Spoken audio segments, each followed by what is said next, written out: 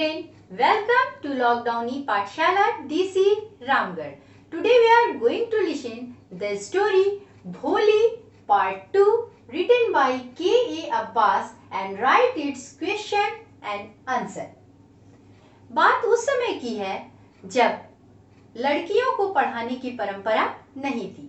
लोगों की ऐसी मान्यता थी कि अगर लड़की स्कूल गई और पढ़ी तो उससे विवाह करने के लिए कोई राजी नहीं होता था। भोली नंबरदार रामलाल की 7वीं और सबसे छोटी बेटी थी। नंबरदार रामलाल के 3 बेटे और 4 बेटियां थी। बेटियों की उसने शादी कर दी और बेटों को पढ़ने के लिए शहर भेज दिया। भोली के चेहरे पर चेचक के गहरे काले निशान थे और वह मंदबुद्धि भी थी। जब भोली 7 साल की हुई तो उसके गांव में लड़कियों के लिए एक स्कूल खुला।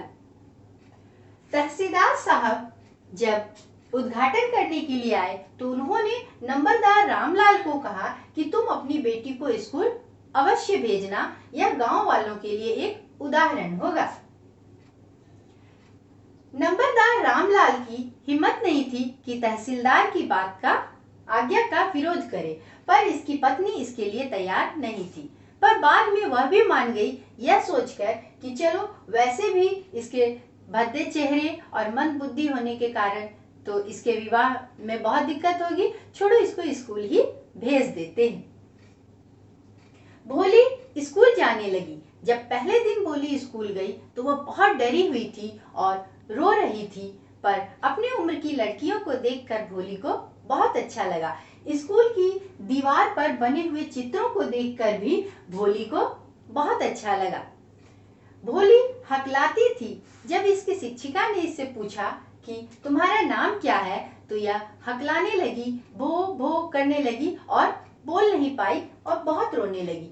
पर इसकी शिक्षिका ने इसे बहुत अधिक प्यार किया और इसे कहा कि तुम रोज स्कूल आना, मैं तुम्हें अच्छी अच्छी पुस्तकें दूंगी और तुम पढ़ने में बहुत तेज हो जाओगी, तुम भी सबके जैसा अच्छे से बोलने लगोगी, कोई तुम पर नहीं हंसेगा। भोली को शिक्षिका का व्यवहार बहुत अच्छा लगा, क्योंकि उसे घर में भी प्यार नहीं मिलता था। वह बहुत उपेक्षित रहती थी और शिक्षिका के प्यार के कारण वह बहुत ही अच्छा महसूस करने लगी और प्रतिदिन स्कूल जाने लगी। धीरे धीरे भोली कुछ बड़ी हुई तो उसके पिता ने दूसरे गांव के एक धनी पंसारी विशंभर नाथ, जो कि लंगड़ा भी था और बूढ़ा भी था, उससे भोली की शादी तय कर दी। जब शादी का समय आया, वरमाला का समय, तो किसी ने भोली के चेहरे से घूंघट सरका दिया और विशंभर नाथ ने देख लिया कि उसके चेहरे पर चेचक के दाग हैं। उसने विवाह से इनकार कर दिया। रामलाल ने अपनी पगड़ी उतारकर विशंभर नाथ के पैरों पर रख दी और दया की भीख मांगने लगा कि नहीं, तुम यह विवाह कर लो, नहीं तो मेरी बदनामी होगी अगर बारात वापस चली गई। विशंभर नाथ ने रामलाल से कहा कि अगर यह विवाह करना है तो मुझे 5000 रुपए दहेज में दो, तभी मैं यह विवाह करूंगा। रामलाल घर में जाकर रुपए निकालकर विशंभर नाथ के चरणों में रख दिया और अपनी पगड़ी उतारकर भी उसके चरणों में रख दी। भोली ने सहसा अपने घूंघट को हटाया और सीधा विशंभर नाथ की तरफ देखने लगी, जो कि उसका होने वाला पति था। जैसे ही विशंभर नाथ ने वरमाला उठाकर उसके गले में डालनी चाही, भोली ने झटके से उसका हाथ झटक दिया और वरमाला जाकर आग में गिर गई और उसने अपना घूंघट भी उतार फेंका। उसके पिता ने भोली को डांटा कि क्या तुम पागल हो गई हो? तुम नहीं जानती हो कि मेरी इज्जत का तुम्हें जरा सा भी ख्याल नहीं है? बारात अगर वापस चली गई तो तुमसे कौन विवाह करेगा? भोली ने अपने पिताजी को कहा कि आपकी इज्जत के लिए ही मैं इस बूढ़े लंगड़े व्यक्ति से विवाह के लिए तैयार हुई थी पिताजी, पर मैं ऐसे दहेज के लोभी इंसान से विवाह नहीं करूंगी, और अगर मेरा विवाह नहीं होगा तो मुझे कोई परेशानी नहीं है। मैं बुढ़ापे में अपने माता पिता की सेवा करूंगी और मैं उसी विद्यालय में शिक्षिका बनकर अपना जीवन यापन करूंगी जिस विद्यालय से मुझे इतना कुछ सीखने को मिला है। भोली की अध्यापिका एक कोने में खड़ी होकर सारा दृश्य देख रही थी और उसने भोली को मुस्कुराते हुए देखा, अपनी हामी भरी, जैसे कि कोई कलाकार अपनी सर्वोत्तम कृति को देखता है। और अब हम लोग देखते हैं इसका क्वेश्चन और answer. Question number 1, Why is Bholi's father worried about her? क्यों भोली के पिता भोली के लिए चिंतित रहते थे? क्वेश्चन नंबर आंसर, भोली was neither good looking nor intelligent, so her father was worried about her.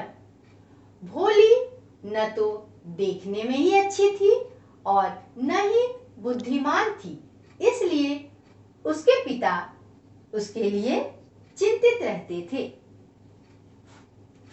That how she would get married, कैसे उसका विवाह होगा, इस बात को लेकर उसके पिता चिंतित रहते थे। Question number 2, For what unusual reasons is Bholi sent to school?